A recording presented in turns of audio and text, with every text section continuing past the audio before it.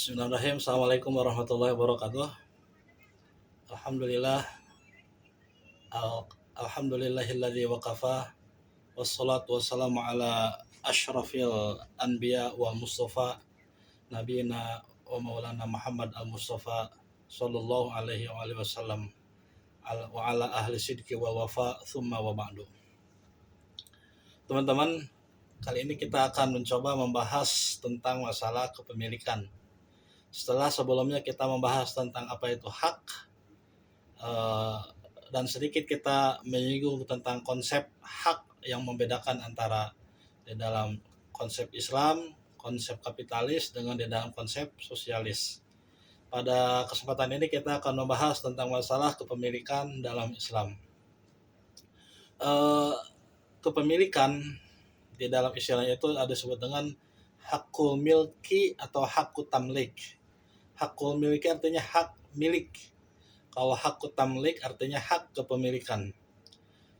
Kepemilikan itu secara bahasa berasal dari kalimat malaka yamliku milkan wa mulkan, ya, yang menjadi kalimat al-mulk, yaitu kerajaan, yang bermakna memiliki, menguasai atau mengumpulkan. Al-Fairuz Abadi di dalam kitabnya Al-Qamus Al-Muhyit mengatakan bahwa kalimat malaka berarti memiliki atas menguasai sesuatu. Seperti ucapan saya memiliki sesuatu dengan kepemilikan penuh. Makna ini sesuai dengan firman Allah Subhanahu wa taala dalam Quran surat Jin. Allah mengatakan, "Qul inni la amliku lakum darron wala naf'a." Katakanlah, sesungguhnya aku tidak kuasa mendatangkan sesuatu kemudaratannya kepadamu dan tidak pula kemanfaatan. Inni la amliku lakum darron wala naf'a. Aku tidak memiliki kuasa, ya, tidak memiliki kuasa untuk mendatangkan darron, kemudaratan, wala naf'a atau kemanfaatan. Seluruh akal kata dari kalimat malaka pada ayat-ayat Al-Quran itu menunjukkan bahwa kekhususan atau kekuasaan atas sesuatu. Ibnu Manzur di dalam kitabnya Lisanul Arab, beliau mengatakan bahwa pemilik mutlak itu adalah Allah Subhanahu wa taala, zat yang maha suci, zat yang maha merajai. Baginya segala kekuasaan atau kerajaan, dialah Allah sebagai pemilik penguasa di akhirat kelak, ya. Maliki yaumiddin, Allah lah zat yang memiliki di hari pembalasan nanti, di hari ketika manusia dikumpulkan oleh Allah SWT. Allah yang memiliki hak untuk menentukan kebijakannya terhadap manusia tersebut. Dan Allah lah penguasa nanti di hari kiamat. Dia adalah pemilik, pencipta, yang berarti pemelihara terhadap seluruh alam. Ini konsep tamlik atau malaka. Milik atau hak kepemilikan secara terminologi mempunyai makna yang serupa dari bahasanya, yaitu menurut Wahbah Zuhaili dikatakan bahwa yang disebut dengan kepemilikan adalah al-qatun bainal insan wal mal aqarraha syar'u taj'aluhu mukhtassan bihi wa yatasarrafu fihi bikulli tasarrufat ma lam yujad mani' min at-tasarruf. Yang artinya sebuah ikatan atau hubungan antara manusia dengan harta yang ditetapkan oleh syara', pemiliknya mempunyai hak khusus dan diperbolehkan mengeksploitasinya selama itu tidak berhalangan atau tidak berbenturan dengan syara'.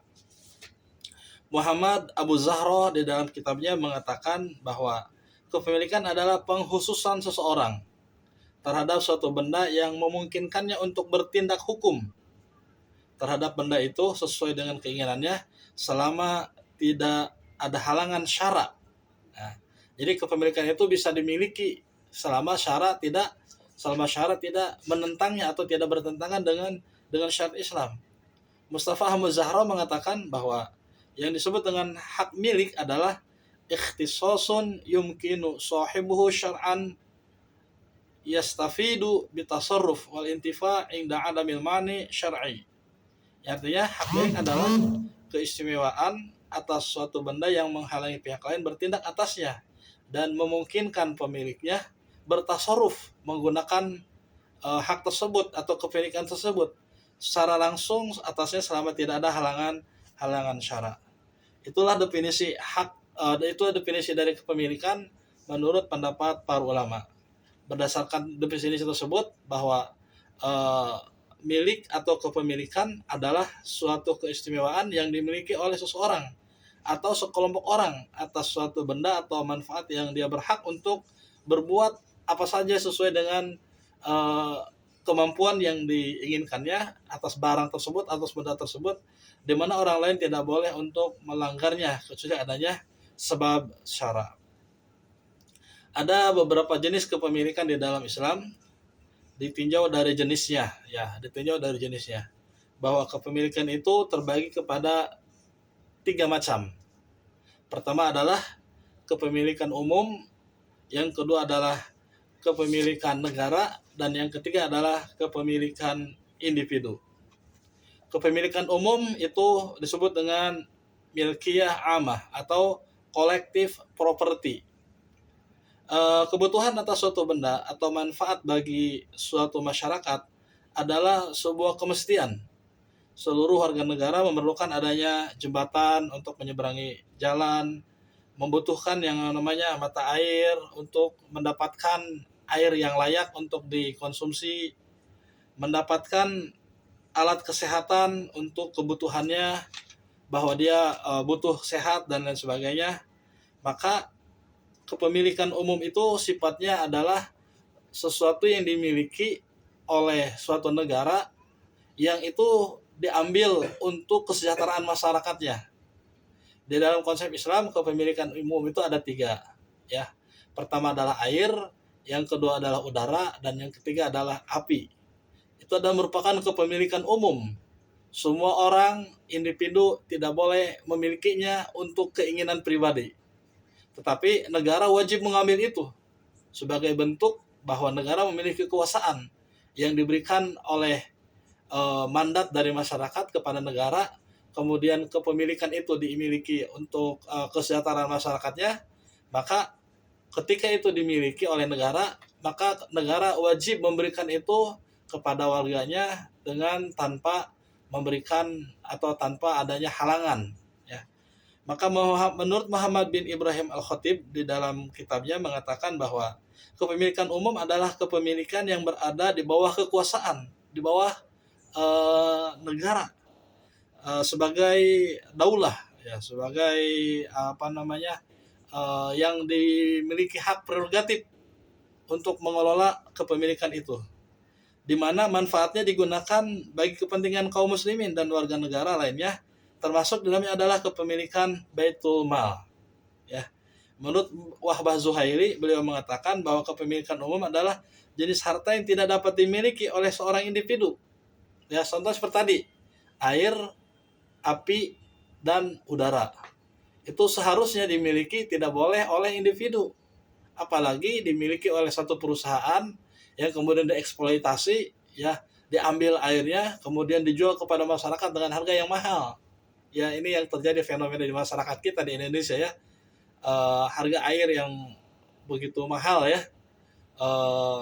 dari berbagai macam merek dan lain sebagainya, dimiliki harusnya air itu oleh negara, tidak dimiliki oleh suatu perusahaan, tidak dimiliki oleh satu kolektif individu dan lain sebagainya, tetapi itu harus dimiliki oleh negara untuk kesejahteraan masyarakatnya. Maka oleh Wahbah Zuhaili mengatakan bahwa kepemilikan umum itu adalah jenis harta yang tidak dapat dimiliki oleh seorang individu. Di antaranya adalah sesuatu yang secara umum manfaatnya digunakan oleh masyarakat ramai, seperti jalan umum, jembatan, benteng, rel kereta api, taman-taman umum, perpustakaan umum, dan sebagainya. Maka ruang lingkup kepemilikan umum dikenal adanya kepemilikan daulah, al-milk ad-daulah, atau milik negara, kepemilikan jamaah, atau segala hak yang dimiliki sebagai negara yang memiliki kewenangan, sedangkan kepemilikan jamaah adalah hak kepemilikan atas sesuatu yang dimiliki oleh sekelompok orang. Ya, itu adalah kepemilikan umum yang negara wajib mengambilnya, yang kemudian diserahkan kepada masyarakat ya setelah dikelola dengan baik dan sebagainya, yang kemudian masyarakat bisa menikmati dari kepemilikan umum tersebut gitu. Ya contoh misalkan gas ya, di kita disayangkan gas harganya begitu mahal ya. Kenapa? Karena tidak dimiliki oleh negara, tapi dimiliki oleh suatu perusahaan yang kemudian dieksploitasi oleh mereka. Dijual kepada masyarakat dengan harga yang sangat mahal. Begitu juga misalkan air tadi ya. Begitu juga dengan misalkan udara ya. Udara adalah merupakan hak milik umum. Semua kita sebagai warga negara berhak untuk mendapatkan fasilitas dari udara itu untuk kesehatan. Maka menjaga udara dari lingkungan yang kotor, dari pencemaran dan sebagainya, itu negara wajib memberikan sanksi kepada mereka yang melakukan kerusakan di muka bumi ini dalam pencemaran udara tersebut gitu. Karena setiap warga negara berhak untuk mendapatkan udara yang sehat. Setiap kita berhak untuk mendapatkan kesempatan menghirup udara di pagi hari dengan begitu segar dan sebagainya. Ketika tercemar udara tersebut, maka masyarakat banyak mendapatkan kesakitan dan sebagainya. Yang kedua adalah hak milik negara. Nah, hak milik negara itu adalah kepemilikan yang dimiliki oleh negara yang itu diberikan seutuhnya kepada masyarakat kita. Dan negara wajib mendapatkan atau memberikan fasilitas kepada warganya. Ya, kepemilikan negara ini adalah sesuatu yang dimiliki oleh negara untuk kebutuhan warganya atau untuk kebutuhan masyarakatnya. Kepemilikan negara ini contohnya seperti sekolah, rumah sakit, ya RSUD ya rumah sakit umum daerah itu kepemilikan negara yang diberikan untuk masyarakatnya. Begitu juga bandara, kampus, ya itu adalah hak milik negara yang harus dijaga, yang harus dirawat, jangan sampai rusak dan sebagainya. Ya, kepemilikan negara ini adalah sesuatu yang dimiliki oleh negara untuk memberikan kesejahteraan kepada masyarakatnya, dengan tanpa memberikan beban kepada masyarakat terhadap kepemilikan negara tersebut ketika memang negara tidak mampu misalkan melakukannya gitu terhadap kepemilikan itu. Dan yang terakhir adalah kepemilikan individu atau disebut dengan al-milkiyah al-khosoh. Ya. Kepemilikan individu ini disebut juga dengan kepemilikan khusus. Kepemilikan atas suatu harta atau manfaat oleh seseorang yang dimilikinya. Ya. Menurut Yusuf Qaradawi yang disebut dengan kepemilikan individu adalah Islam menetapkan adanya kepemilikan bagi individu karena Islam adalah din yang datang untuk menghormati fitrah manusia, menghormati kemerdekaannya dan menghormati sisi-sisi kemanusiaannya. Hal ini juga disebutkan oleh Bagir As-Sadar dalam bukunya Iqtisaduna. Beliau mengatakan bahwa konsep kepemilikan dalam masyarakat Islam tidaklah sesuai dengan konsep kapitalis ataupun komunis. Konsep ini berbeda dengan kapitalis yang hanya memberikan peruntukan pribadi saja, dan berbeda juga dengan sosialis atau komunis yang hanya mengakui pemiliknya bersama. Perundangan Islam dalam kepemilikan berintegrasi pada masa yang sama yang disebut dengan kepemilikan yang dimana manusia memiliki hak-hak yang dia berada di dalamnya dalam kepemilikan individu tersebut gitu. Maka oleh karenanya kepemilikan Islam ya dalam masalah individu itu, dalam kepemilikan individu, ia mengakui adanya kepemilikan individu sebagai sarana untuk kehidupan manusia. Juga mengakui adanya kepemilikan bersama sebagai perlindungan terhadap kebutuhan hidup bersama. Teman-teman, ada beberapa sumber-sumber yang dijadikan sebagai kepemilikan. Yang bisa jadi itu adalah awalnya kepemilikan umum, kemudian menjadi kepemilikan individu. Atau bisa jadi itu adalah awalnya kepemilikan yang tidak dimiliki oleh siapapun. Itu merupakan karunia Allah SWT yang diberikan untuk seluruh umat manusia tanpa terkecuali ya. Kemudian manusia mendapatkan dari apa yang dikerjakannya, mendapatkan dari apa yang diusahakannya, maka awalnya milik kepemilikan umum menjadi kepemilikan individu. Apa aja itu yang sumber-sumber kepemilikan tersebut? Pertama adalah ihrazu mubahat, yaitu penguasaan harta mubah yang bebas yang kemudian diambil olehnya, dimiliki olehnya, yaitu pengambilan suatu harta yang tidak dimiliki oleh seseorang atau pihak tertentu, seperti ikan yang ada di lautan ya. Ikan yang ada di lautan kan milik umum, siapapun bisa mengambilnya. Tapi ketika seorang mancing di laut kemudian dia dapatkan, ya itu hak milik dia. Gitu. Boleh dia jual, boleh dia konsumsi, boleh dia kasihkan ke binatang lain dan sebagainya. Karena pada dasarnya itu milik umum, kemudian dimilikinya. Begitu juga dengan burung yang terbang di udara, dimiliki secara individu, ya. Ketika seseorang menjaring kemudian mendapatkan burung tersebut, hendaknya harta tersebut dalam hak dalam kepenguasaan harta mubah, hendaknya harta tersebut tidak dimiliki oleh seseorang atau pihak-pihak tertentu, tidak didahului oleh orang lain dalam ihrazul mubahat ini dan berakhir kepada kehendaknya, ya. Maka Wahbah Az-Zuhaili mengatakan bahwa harta mubah adalah harta yang tidak termasuk ke dalam hak milik seseorang secara pasti dan tidak terdapat halangan syar'i untuk menguasainya. Contoh misalkan tanah, ya. Tanah di suatu daerah, ya, itu sudah dimiliki oleh seseorang. Ketika kita datang ke suatu tempat kemudian kita mengatakan bahwa itu ada tanah milik dia, dia sudah tinggal di situ selama 5 tahun, 10 tahun, ya. Kalau memang itu adalah sesuatu yang belum pasti, dia tidak berhak untuk mengatakan bahwa itu adalah milik dia, gitu. Maka di undang-undang di Indonesia bahwa segala sesuatu yang ada di Indonesia ini pada dasarnya milik negara, seseorang bisa mendapatkannya ketika dia menyerahkan itu kepada negara, kemudian dia mengambil tersebut haknya sesuai dengan undang-undang yang berlaku di suatu negara tersebut, khususnya di Indonesia, gitu. Hak milik negara, tanah dan sebagainya, kemudian dimiliki oleh individu setelah dia melakukan sebuah hukum yang dilaluinya, kemudian itu menjadi hak milik individu. Yang kedua adalah at-tawallud atau anak pinak atau berkembang biak. At-tawallud ini adalah hasil dari harta yang telah dimiliki sebelumnya yang berkembang biak dan bertambah secara alamiah ataupun rekayasa. Misalnya hewan peliharaan yang beranak, pohon yang berbuah dan lain sebagainya, ya. Kambing yang umum atau yang lepas kemudian ditangkap, ya, kemudian dia beranak, maka anak kambing itu dimiliki oleh orang yang menjaganya atau orang yang merawatnya, ya. Di kita kayaknya itu sesuatu yang jarang, ya. Tapi ada sebagian daerah seperti di Jeneponto, ya. Di Jeneponto itu kan terkenal dengan kudanya, ya. Di sana kuda bebas, ya. Atau saya waktu ke Toraja, ya. Di sana sapi di sawah, di kebun, di hutan-hutan banyak sekali, ya.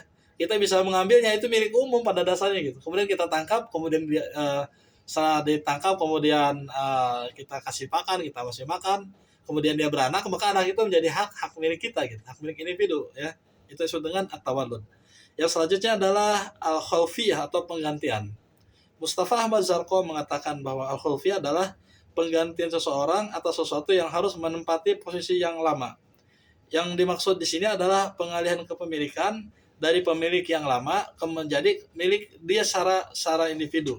Itu disebut dengan al-khulfiyah atau penggantian.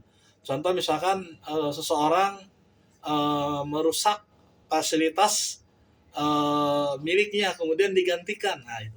Atau dalam konsep kisos dalam Islam, ketika seseorang melakukan pembunuhan atau seseorang melukai orang lain kemudian mendapatkan had kepadanya, maka dari sesuatu yang had tersebut atau balasan tersebut, ketika seorang yang